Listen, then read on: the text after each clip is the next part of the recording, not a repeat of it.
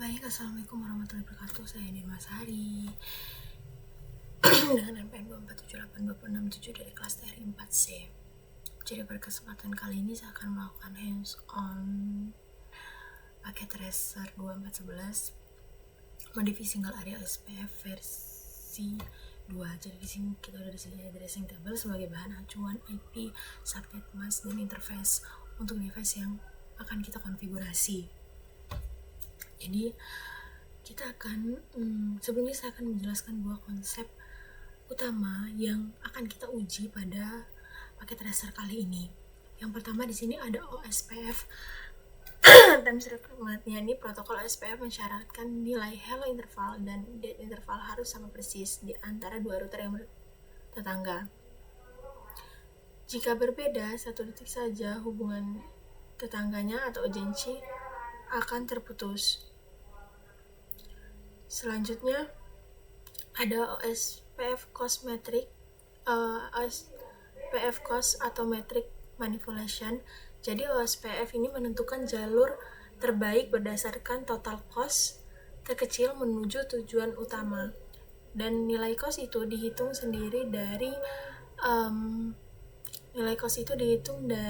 interface bandwidth, yakni seperti 100 Mbps itu dibagi reference bandwidth. Jadi dengan mengubah parameter bandwidth pada sebuah interface, kita bisa memanipulasi OSPF agar mengalihkan lalu lintas data ke jalur alternatif yang kita inginkan. Langsung aja kita ke sini ke part 1. Kita modify OSPF default setting.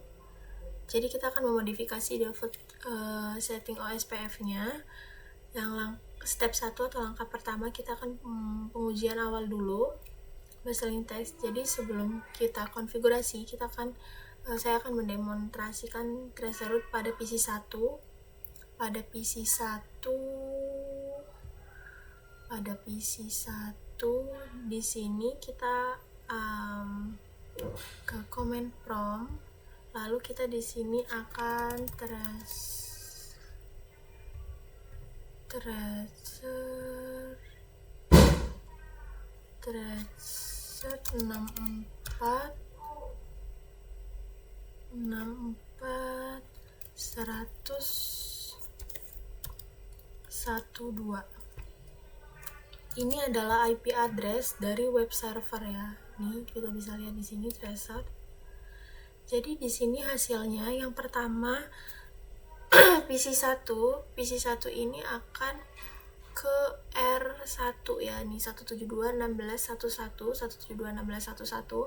lalu yang kedua dia akan ke R2 172.16.32 ya,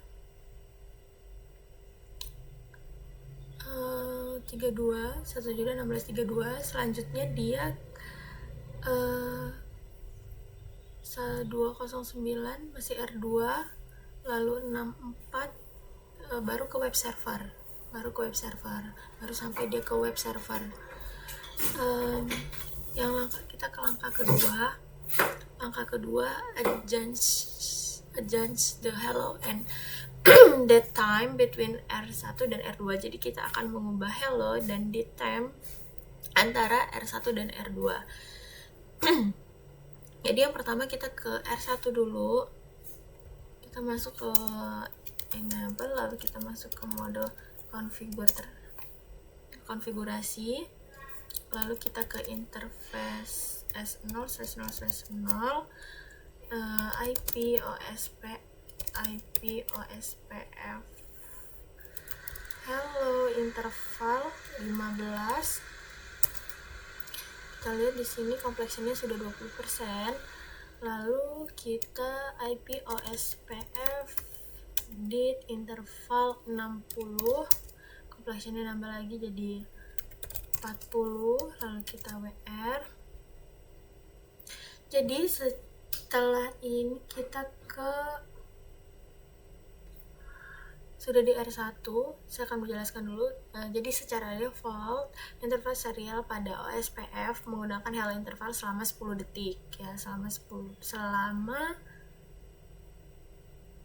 10 detik dan di interval selama 40 detik. Di router R1 pada interface serial 0/0, di sini kita ubah koordinasi waktunya secara manual. Jadi IP OSPF halo interval ini dia 15 untuk mengirim paket hello setiap 15 detik, dan IP OSPF dit interval 60 yang berarti menunggu selama 60 detik sebelum menganggap si neckbone-nya atau tetangganya itu mati. Jadi di sini begitu perintah kita eksekusi, di sini akan muncul OSPF agent, OSPF 5 agent ya, dan from full to down. Nah, jadi hal ini terjadi karena R1 dan R2 mengalami mismatch time atau ketidakcocokan waktu, sehingga interaksi OSPF-nya di antar keduanya langsung terputus. Selanjutnya kita ke R2. Kita masuk dulu ke ENA, lalu kita ke configure terminal, lalu kita masuk ke interface S0/0, lalu kita IP OSPF hello interval 15 dan IP OSPF dit intervalnya 60. Kita end dulu, kita WR. Complexion-nya di sini sudah 80. Jadi agar hubungan neckbone itu kembali pulih atau kembali seperti awal, kita harus menyamakan parameter time di sisi lawan. Kita masuk ke router 2 ini yang sudah kita konfigurasi. Jadi kita interface serial 0/0 yang terhubung langsung ke R1 itu kita masukkan perintah yang sama persis seperti di router sebelumnya. Jadi setelah menunggu kita beberapa detik, di sini kita muncul OSPF 5 agent dan from to loading to full. Jadi hubungan charge berhasil dibangun kembali karena syarat kesamaan time sudah terpenuhi. Selanjutnya kita langkah ketiga, kita adjust the bandwidth setting or R1, jadi mengubah bandwidth untuk rekayasa lalu lintas atau traffic engineering. Jadi kita ke router 1 dulu, kita masuk ke mode configure terminal, lalu kita ke interface S0/0/0, lalu kita kasih bandwidth-nya 64, lalu kita end dan WR. Oke. Jadi di sini kompleksinya sudah 100%. Jadi secara default jalur utama dari PC1 menuju web server itu lewat R1 secara langsung ke R2 karena menggunakan kabel serial berkecepatan tinggi dengan cost yang sangat rendah. Lalu sekarang kita akan melakukan rekayasa lalu lintas traffic atau traffic engineering. Kita masuk ke interface serial 0/0/0/0 di R1 ya, di R1. Jadi perintah ini tidak mengubah kecepatan fisik kabel port tersebut ya menjadi 64 kbps, melainkan hanya mengubah nilai matriks atau cost di dalam kalkulasi algoritma OSPF. Dengan menurunkan nilai bandwidth secara logis, OSPF akan menghitung jalur langsung R1 R2 menjadi sangat mahal atau lambat. Lalu di sini part yang kedua, verify connectivity, kita akan membuktikan konfigurasi manipulasi bandwidth berhasil kembali ke PC1 dengan jalankan